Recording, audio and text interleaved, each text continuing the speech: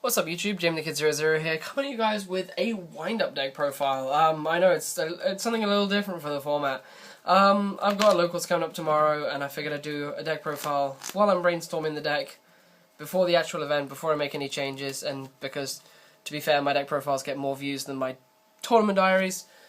So I felt that this deck kind of deserved its actual own video, rather than being bunged in a tournament diary and only 500 odd people will see it. I'm going to be trialing wind-ups in this meta at locals I've got coming up tomorrow. It's like 10 o'clock at night now, if not later. And I just feel like playing something fun. Dragons are getting really boring, and this is a deck that I've always enjoyed playing and brainstorming with, and it is basically, it's about as basic a wind-up deck as you can get, except it's got the bear engine in it. That's about it. Otherwise, it's the most basic wind-up deck you'll ever see that just focuses on making crazy rank 3, rank 4, rank 5 plays as much as it can. And to be fair, if I come up against Dragons or Prophecy, I'm probably going to lose horribly, but this deck is kind of geared towards that meta, and it's geared towards my local meta, so bear that in mind. But this is kind of what I've come up with, and I figured I'd deck profile it to you guys, and then you can watch out for the tournament report tomorrow. So to start off with, we play the 1 Magician. Magician is fundamental for so many of your combo plays. It's so essential that you protect this card, that you get him on the field at just the right time. You really need to gauge when it's correct, and I really feel the Magician is the heart and soul of the deck.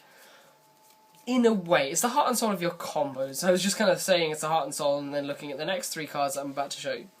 I'm playing 3 copies of the Wind-Up Rabbit, the invulnerable guy. Wind-Up Rabbit is honestly the heart and soul of the deck. I was wrong when I said about Magician. This card sets off almost everything in the deck. It's so survivable. It cycles your rat plays, which are some of your best plays. It activates Magician. It activates Factory. It combos off so well. If you're going off and you want to activate your Magician, and your opponent wants to Veil your Magician, you can bounce the Magician with the Rabbit, and it will still resolve. It's like Book of Mooning your guy to still resolve your effects. It's so powerful, and it makes so many of your combos go off. Then the wind-up answer to Tour Guide, play the 3 rat, just for our easy 3 plays, and because we play the Invoker engine, wherever he's gone, because we play the Invoker engine, this card kind of comes into its own because it actually gives us access to some incredible plays in tandem with Shark, or any other 5 card on the board. Speaking of Shark, we play the 3 copies of Wind-Up Shark. They let us go off. There's not much else to tell about that. Shark just assists in your combo plays, makes your 5 plays possible. And then the final wind-up monster I play in the deck is 1 copy of Wind-Up Warrior. Wind-Up Warrior is... I have a big internal debate over Warrior and Soldier, but Warrior is superior to Soldier in the fact that if you have this in Grave and you have Rat, you can revive this and he can make any wind-up on the board go up by a level. So he can make the Rat go up and you can make a 4 play, whereas Soldier cannot do that. Soldier is bigger, but Soldier cannot do that. So that's the only toss-up offered by this card. It can level modulate. But that's it for the wind-up guys. Then the only other cards I play are 2 copies of Five as Bear. I was getting encouraged to play 3 by James, my friend who played wind-ups religiously during their many formats and is arguably probably one of the best wind-up players I know. He insisted that I played 3 Bear, and in his list he played no Warrior. And I really like the Warrior engine. I found 3 bears to be a bit heavy, so I cut 1 bear, put in the Warrior, and it's been pretty comfortable for me, and that's my reasoning behind that. Some people will argue against it, but it's player pref at the end of the day. Then for the hand traps, because this is geared towards some form of meta, I play 2 Effect Veiler, because 2 Effect Veiler will just slow down the opponent and allow me to try and come back if I've been slowed down myself, or just stop Prophecy players just completely going off, and stop Draco Sacks from becoming invulnerable. And then play 2 Maxis for slowing down people's plays, or B, if they don't have an OTK, I get all my resources to my hand and I can likely win next turn, because Maxi is so good in this deck.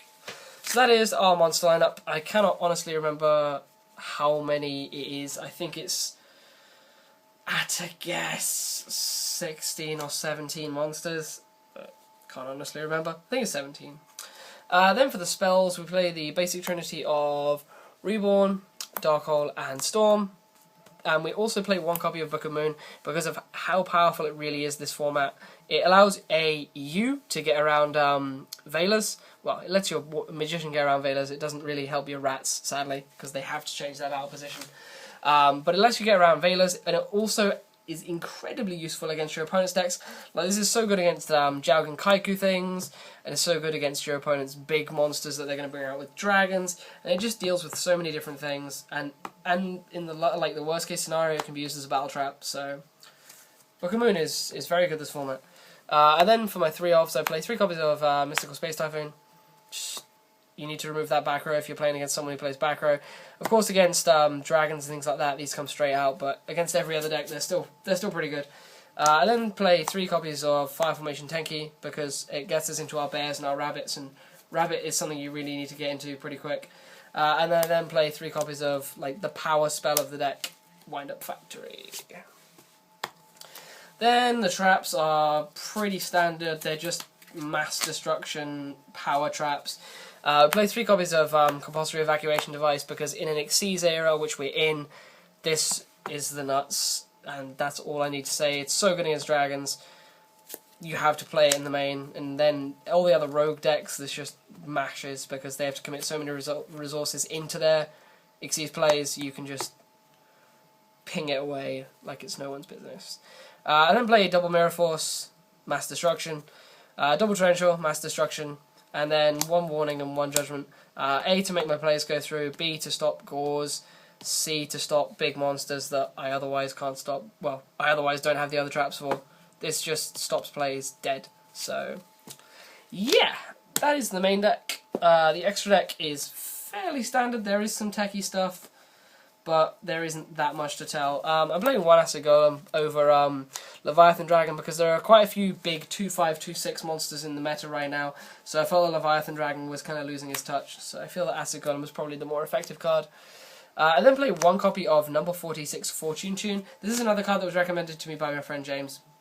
You will see as BLS writing vanilla in the comment section below. He reasoned that you don't need to play Avarice in the deck, because Fortune Tune and Daigusto Emerald exist, and you're able to play less cards in the main and more in the extra. This card allows you to recycle your rats and things like that, so it's actually a lot more powerful in this deck. And of course the life point increase is a nice touch, but it's just good for stalling and then eventually returning very valuable resources to the deck, especially considering a lot of the powerful wind-up cards are level 3. We then play, of course, the Zen mains, because you've got to play Zen mains in this deck. It's a wind-up. 1 Leviair, the Sea Dragon, because this makes so many good plays with Rabbit. And then we play 1 copy of MX Saber Invoker for our basically our game push plays. This allows for so many different game pushes. It's near essential. Then for the 4s, we play 1 Diamond Direwolf, because of its interaction with Rabbit, Rat, and all that other stuff. 1 Photon Papilloperative, and that is how I pronounce it. I know it's wrong, but I don't care. I don't like Papilloperative. I don't like the way that sounds. So Papilloperative, even though it's stupid and illiterate. Papilloperative just puts in a lot of work in this deck with your rats, and also allowing you to get around certain problem monsters your opponent may have. Like other Zen mains, because we don't play Temtempo in this build anymore, because Temtempo is losing his touch. We then play the Emerald for recycling our plays, long story short. The 1 Cowboy for the 800 game plays, and it also doubles as our attacker in this, because we don't play Utopia, because Utopia is not very good at the moment. So it doubles as our 2/5 attacker. And then play 1 Maystroke, because Maystroke is the best rank 4, as I always say in all of my videos. And then the final rank 4, because I still really don't want to drop him and no one else plays him but me, number 16 Shockmaster, because if you can get him on the board, you usually win. You'll hardly ever do it, but Shockmaster's kinda good. Then we play for the 5s, 1 Tyrus, because in my opinion he's the best 5. 1 Adrius, because he is able to get rid of face-up spell traps, which Volcasaurus can't do, which is really quite good with this deck, because there are certain cards that just really wreck this deck while they face up. I'm looking at you, macro, and things like that. And he's also an Eradicator target, because I'm going to be siding 3 Eradicators. I'm siding a Crazy Box, because I didn't want to commit the Crazy Box to the main. I didn't want to commit the Crazy Box to the extra, so I'm siding the Crazy Box in when the Eradicators go in. So Adrius is the target that is actually mained, and I then play the 1 Volcasaurus because it is the OTK card, and then to combo with the 5s I play the 1 Gaia Dragon because you Gaia over Volcasaurus for your game pushes.